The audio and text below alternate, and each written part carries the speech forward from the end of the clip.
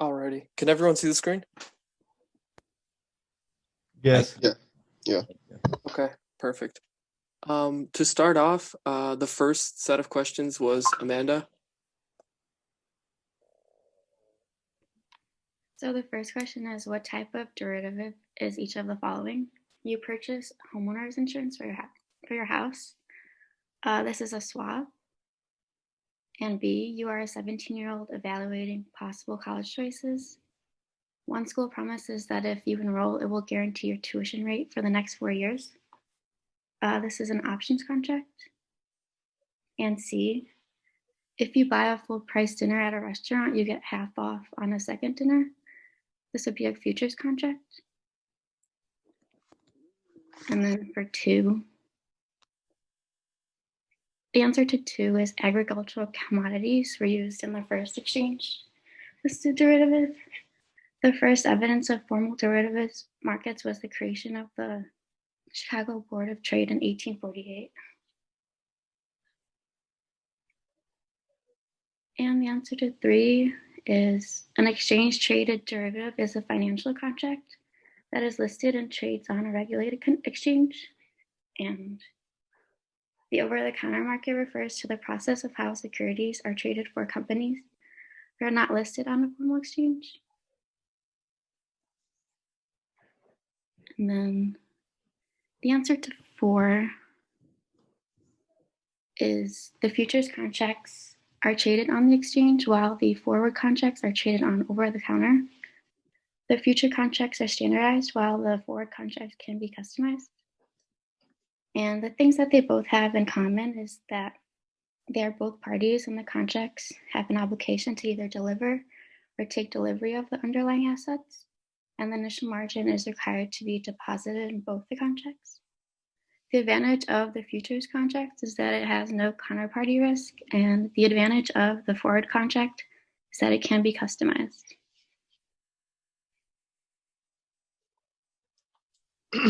Okay. I did 5 Any through. questions on for Amanda? Okay. Go ahead, David. Okay. This is Kevin. I had 5 through 8.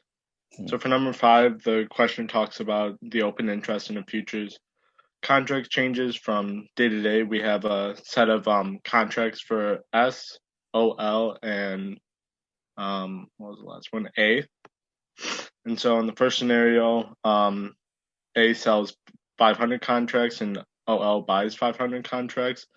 This would leave the holding of A at 500 contracts. Holding of OL contracts would increase to 4,700 contracts, and then the holding of S would remain the same. Part B, it's the same scenario, just different numbers and different transactions. If A buys 700 contracts, they'll increase to 1,700, and OL sells 700 contracts, they'll decrease to 3,500. C, it would be A buys 200 contracts, S sells 200 contracts. So for holding of A, it would be 1,200. OL's unaffected by this transaction, so it would remain the same. And then holding of S contracts would increase because S is having short contracts, and short contracts we are selling. In D, we have A sells 800 contracts, which would bring down holding of A to 200 contracts. Again, OL has no transactions involved here, so it would remain the same. And then S buys 800 contracts, which would bring down the holding of S to 4,400 contracts. What determines new volume increases or decrease in the open interest? The factor that helps determine whether new volume increased was the type of transaction that occurred and how much in volume were they selling/buying. In part C and D, we saw an inverse relationship with the short contracts. That is because when we are short, we are selling. So when S sells, it's actually increasing its number, and vice versa when it buys contracts. Next question is, how do clearinghouses reduce credit risk? If a clearinghouse ceased to exist, then each party would be responsible to the other. If one party defaulted, then the other party would be left with a worthless claim. The clearinghouse guarantees the buyer that the seller will perform and guarantees the seller that the buyer will perform. The clearinghouse essentially guarantees that both parties will be able to hold up their end of the bargain. Neither will have to worry about whether the other will be able to make up the losses. The clearinghouse will look to be the clearing firms for payment, and they in turn will look to the brokers who will look to the buyers and seller. Along with that, the clearinghouse makes a credit guarantee and ensures its own survival is by using margins in the daily settlements of accounts. For each account, there is both an initial margin, which is the amount that must be deposited on the day the transaction is opened, and a maintenance margin, which is the amount that must be maintained every day thereafter. What is the difference in a dealer and an end user for number 7? An end user is the firms that enter into derivative transactions with the dealer for the purpose of managing risk. The dealer is a person of firms engaged in the business of buying or selling securities or derivatives for profit.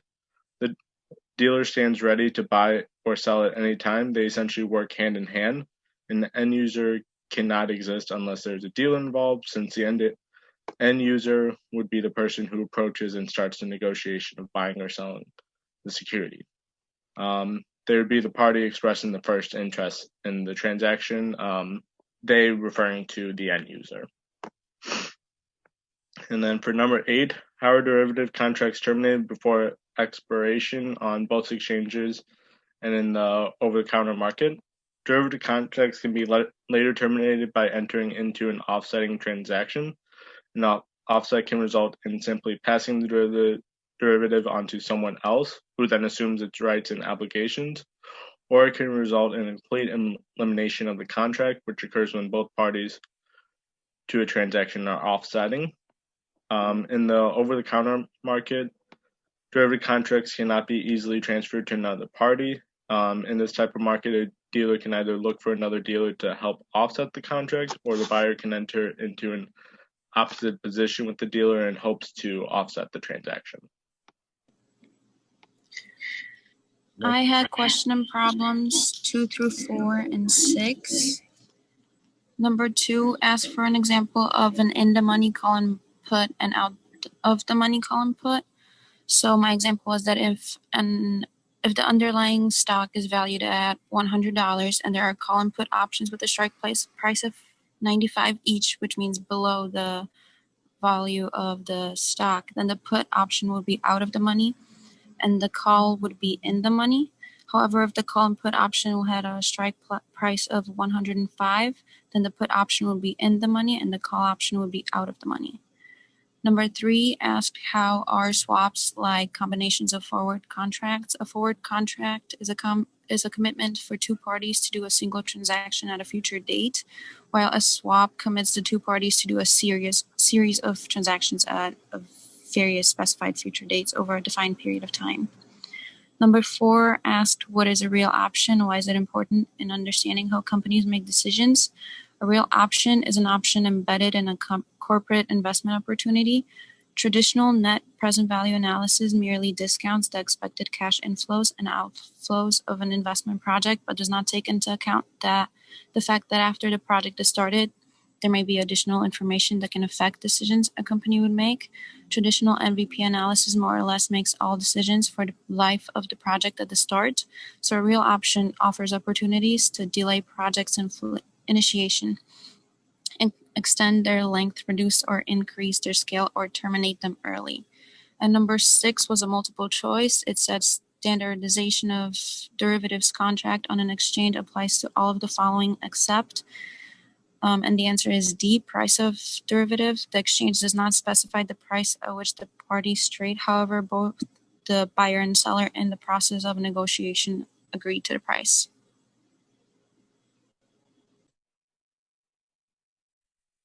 And I had 14, 15, 16, and 17. What are the 4 objectives of the Dodd-Frank Act? The 4 objectives are transparency, clearing, disclosure, and reducing the systematic risk. Transparency, it means that nothing can be easily hidden.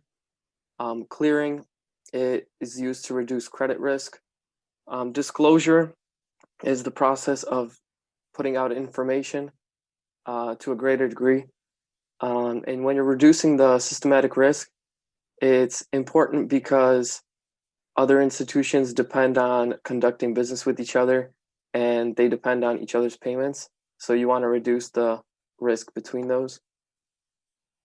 Now, number 15 was what's the difference between an initial margin and a maintenance margin? And then what would the variation margin be? Your initial margin is the minimum amount that must be deposited on the first day the transaction's opened. Then your maintenance margin is the amount that you need to maintain in that account every day thereafter. When you're looking at futures trading, you must deposit sufficient amounts to bring your balance to your initial margin and not your maintenance margin in order to be able to continue trading. However, a variation margin would be the additional funds that you deposit in order to bring up that margin to your initial margin requirement. For 16, the basic differences between Open Outcry and electronic trading systems. Open Outcry is a physical trading system where traders meet in a specific location and they do trading by shouting out their bids and offers, which even might be used by like hand signals. However, electronic trading systems are kind of like what we use with CQG, where you place your bids and offers into a electronic computer system, and then this allows you to be anywhere in the world with a computer and still be able to access the exchanges without having to be there on the spot and shout out your bids. For 17, the differences among the three means of terminating a future contract: an offsetting trade, cash settlement, and delivery. An offsetting trade is where derivatives transactions take place, where an investor does the exact position of one that was previously taken, so he offsets that position, doing the exact opposite of the previous trade. So for example, if you bought an option or a future in a certain month, you would sell that in another month, and you would offset your position from the previous month. A cash settlement is a feature of certain derivatives that allows delivery or exercise to be conducted with an exchange rather than using a physical transfer of assets. And then delivery is the process where futures contract can be terminated at expiration by selling the asset of going short to long. The new party would pay the old party the amount that they owe for that termination. I can talk about number 20. We had to do this one for quiz 1. It talks about crude oil futures contract. So each contract covers 1,000 barrels of crude oil. The minimum price change is 1 penny. The initial margin requirement is 3,375, and the maintenance margin requirement is 2,500. So suppose you bought a contract for $27.42, putting up the initial margin. At what price would you get a margin call? So between the initial margin requirement and the maintenance margin requirement, there is an $875 difference. And since the contract covers 1,000 barrels, each price change of 1 penny is a change of $10. To lose the difference between the initial and the maintenance margin requirements, there has to be 87.5 moves, each of 1 cent, which means a price decrease of 88 cents rounded. Therefore, we would get a margin call at a price of $26.54. 87.5 ticks. 1 tick is $10. Is the minimum price change, whatever, what you're trading now at CME in contract specs, you can see the minimum price change, and they call that a tick. So you found out that there are 87.5 ticks. You're absolutely right, though. I mean, everything that you have done is correct, except that 87.5 ticks, you say. Okay? And The reason the book gives it as moves is that the moves are text. Make sense, Natalia? Yep. Yeah. Okay, class, do you have questions for Kevin, Natalia, Amanda, or David?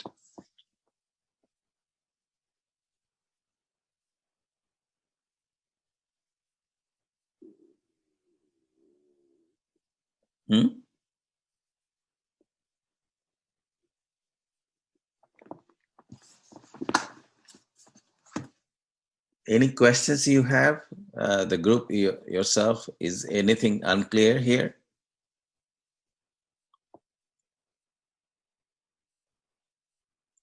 David? No, we understood everything. Yeah. Okay, good. So, as you can see that from the suggested problems, I sometimes lift certain questions, right? And questions 20 is one of them. All right. Okay, so let me share my screen again.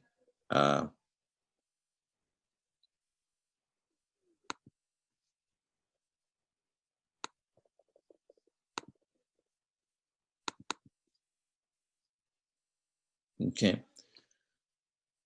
So you see here,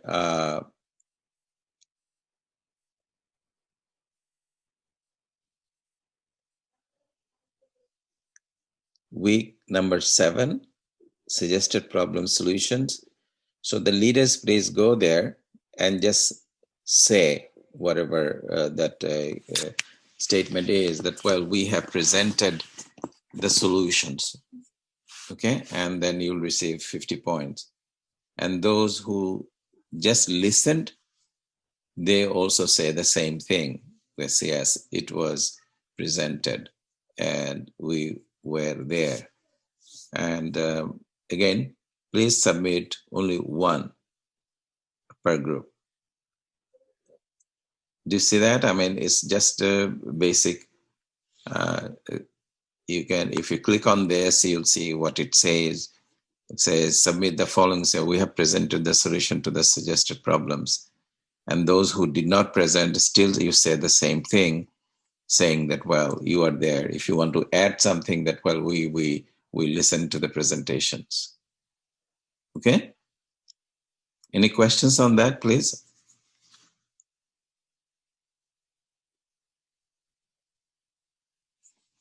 Okay. Then I go to the modules, and I sent you an email that there was one who said chapter 9 instead of chapter 8 for problem number 12, right? And then I corrected it, and it's there now. So any questions for the exam which is coming up from today? I mean, it has been opened as of today and will close on Sunday. Any questions?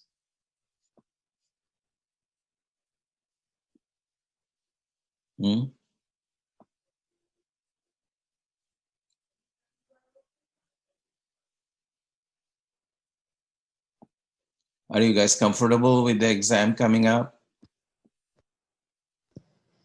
Yeah. Okay.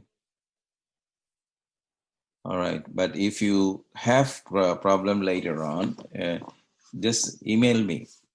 All right.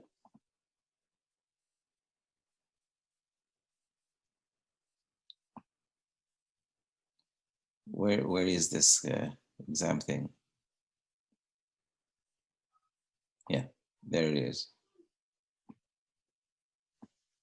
No, not this one. Here.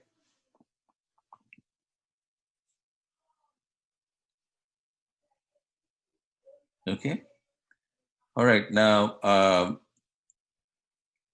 we have some time today, and I would like to stay put until 12:20. So those of you who would like to stay back, please do. If you have any questions I can answer, I'll be happy to participate. All right. So,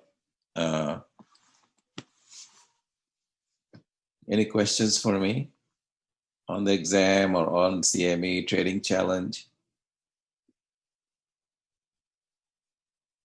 What's the movie credit? Okay. At some point, right now you are busy.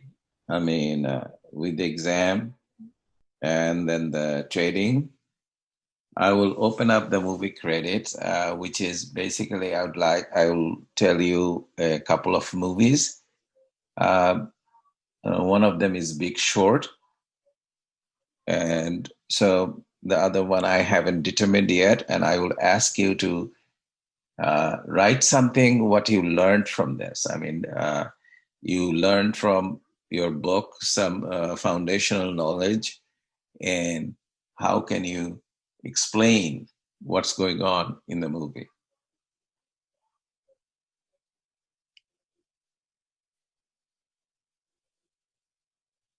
And so if you, when you submit, you get 3 points out of it. These are extra credit.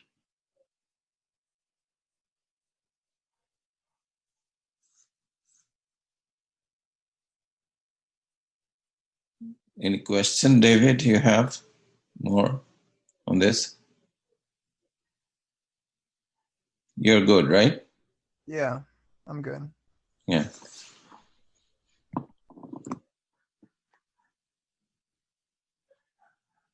Now, you do not have, it looks like you do not have any questions on your exam. Do you?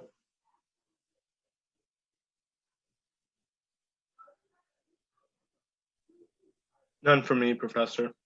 Okay. Kevin, are you getting any fun out of this trading thing, working in the group? Yeah, I find it really interesting. For my group, I'm doing the fundamental analysis. So just kind of figuring out what type of market the security is in is very interesting. I do find the CQR kind of platform a little bit confusing in terms of the trading, but it's very interesting at least because I looked at Thinkorswim. It's like another platform that used by TD Ameritrade, and it's very similar. So it's very interesting. Yeah, I enjoy it.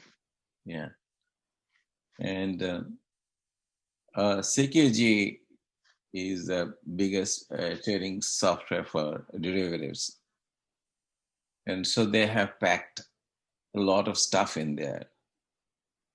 And I also use Thinkorswim, at least I'm aware of it, or most of it. And yeah, that is there to do.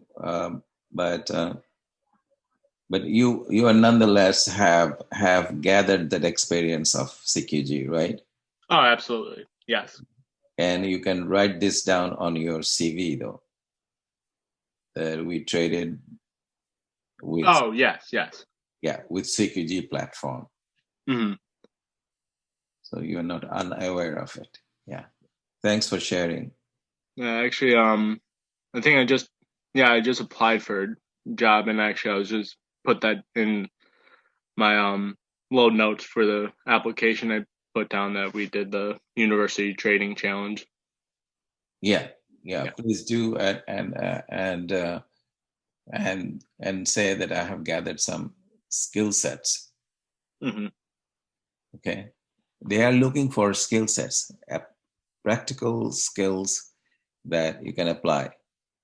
And I told you here or there that when my students apply, they tell them that if they said, "Do you know anything about investments?" I say, "Yes, I do, and I have something to show you if you allow me." In olden days, they used to just bring out their disk and say that, "Well, if you allow me, I can show you." And these people who never had any full-time job or part-time job in investment industry got taken in. And so, the companies value these practical skills, and they tell the prospective employees that this is something that will put you ahead of the curve. Yeah. And the other thing I also ask people to do, not at this point, but a little later, that as you are applying for a job, if you want me to look at your CV, I'll be most happy to look at your CV.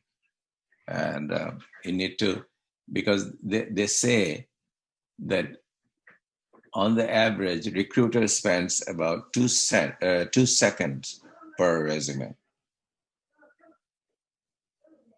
Does it come out to your attention, that to their attention, your CV, does it bring their attention so that they go beyond this regular 2 seconds attention? So if you want, you can email me and I can look at it and suggest some improvements. Yeah? Definitely take you up on that. Yeah. I mean, anybody who wants, you can do that. Like I said, that is, this is the most experiential class, and you need to leverage this.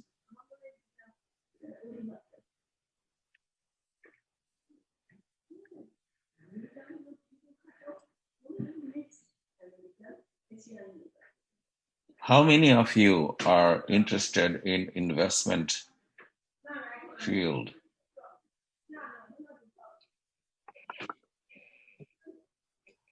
I am. Okay.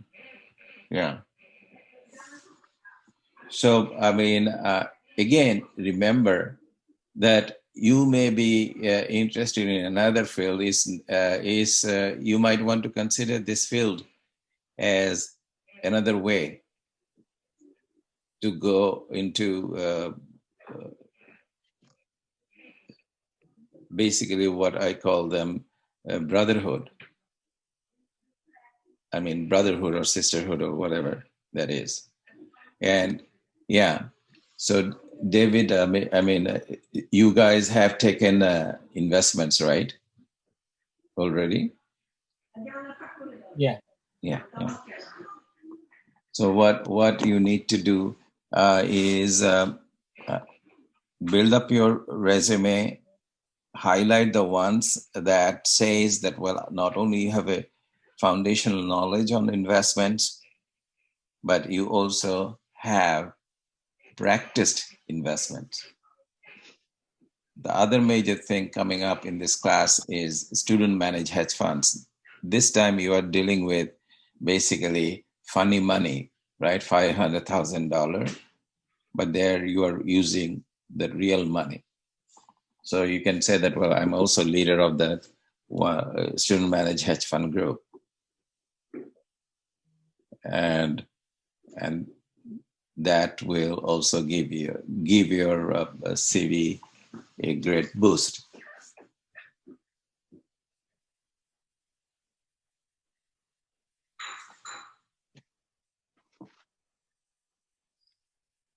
So folks, as I had been saying that, well, please participate in your group, because that's the way you'll show me that, well, you gathered some practical skills and I will vouch for them.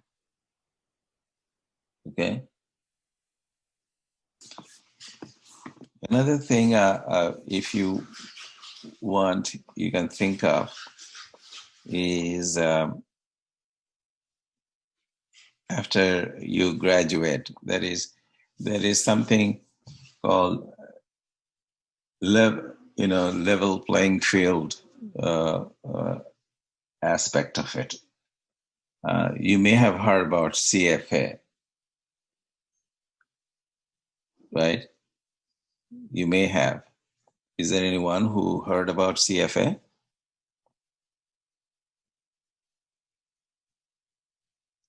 No, I've not. Okay, it's a chartered financial analyst, It's You a said it tough, was CFN? Sorry to interrupt. yeah. Okay. So you were going to say Oh, what was it again? CFN? CFA, Chartered Financial Analyst. Okay. It's a tough exam. It's a 3-part exam, tough exam. Oh, You yeah. don't need to consider it now. I'm just making you aware of it. So once you are in this investment field, that includes investment as well as financing, and the Dodd-Frank that you guys mentioned today, Dodd-Frank made sure that there is a firewall between financing as well as investment. And the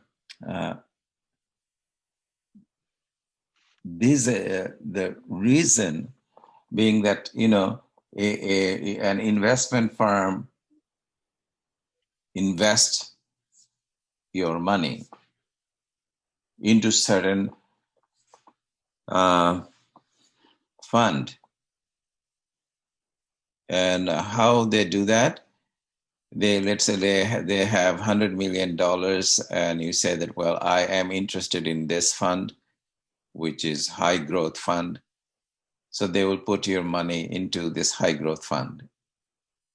So they are building some portfolio, just like the way you are building the portfolio for our student managed hedge funds. They're building a portfolio for all those clients.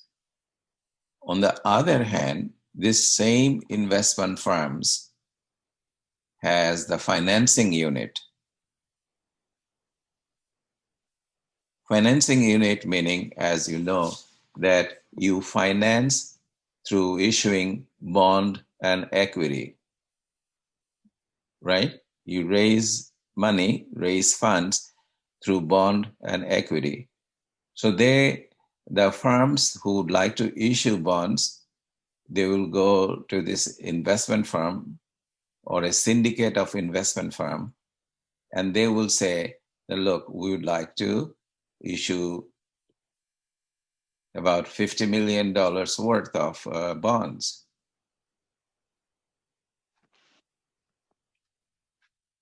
So what do you think would be their interest? To sell it at the highest possible price, correct? For their clients. Just like the investment wing would like to have the highest possible return for the investors, for the financiers or the issuers, they would like to have the same thing. And how do you increase the price of the bonds? Is that create demand for it, right? So they may have an incentive to talk their folks or friends on the investment side and say, can you push this bond into their portfolio?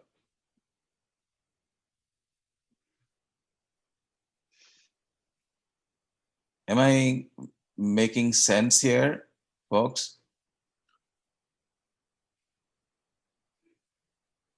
Yeah. Can you elaborate a little bit more, please? Yeah. So, I mean, there are in the same investment firms, right, the big ones, there are lots of big ones. And let's say you go to Northern Trust. Okay. And Northern Trust has an investment unit as well as a financing unit. So investment unit will take your money and invest in certain funds that you desire. And then issuing unit, that is financing unit, will say, okay, if you want to issue bonds through us, we can do it for you. So here, can there be a kind of an incentive to cheat?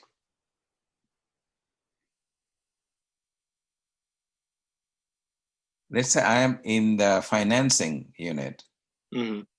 Can I call you who are in investment unit and say, hey, Kevin, can you make sure that these bonds are placed in your investment funds?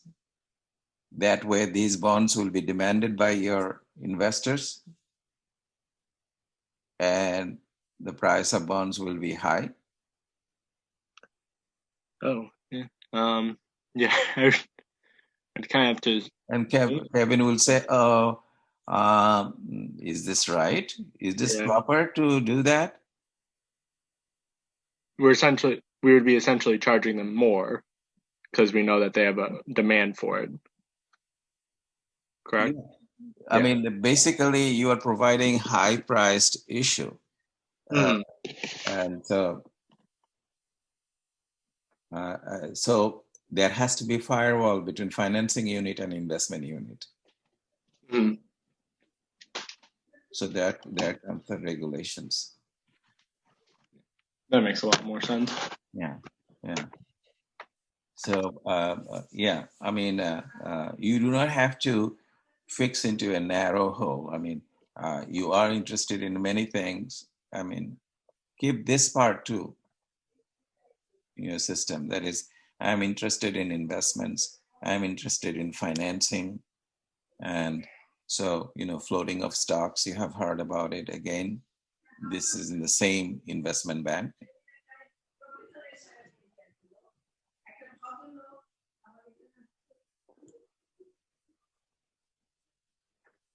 So that is what I would like to bring to you. And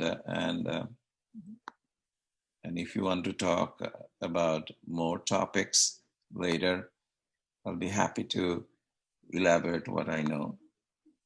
And so let me at this point stop the recording, and I'll put up the recording on chapter 2 solutions up there, just in case you want to know.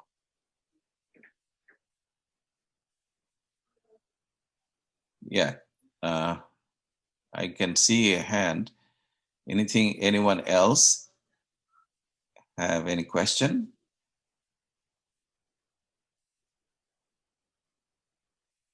Nothing from me, Professor. Okay, all right. David, are you clear about this link? This kind of what we call conflict of interest link between investment and financing units? Yeah, it made sense to me. Yeah. So there are regulations for that. Okay. All right, folks, and good luck with your exam and good luck with your trading. If you have any questions, let me know. Please cooperate and work in a group. And remember, this 3-2-1 this time includes a section, not only those 3 things that you know, 2 things you have questions on, and the other things from the world that you are going to share with us. There will be another part where you say, please state what you have contributed to this group. All right? And you will be rewarded for it. This time,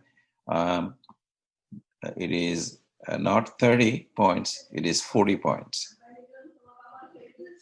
All right, folks? Take care and have a nice weekend. Bye.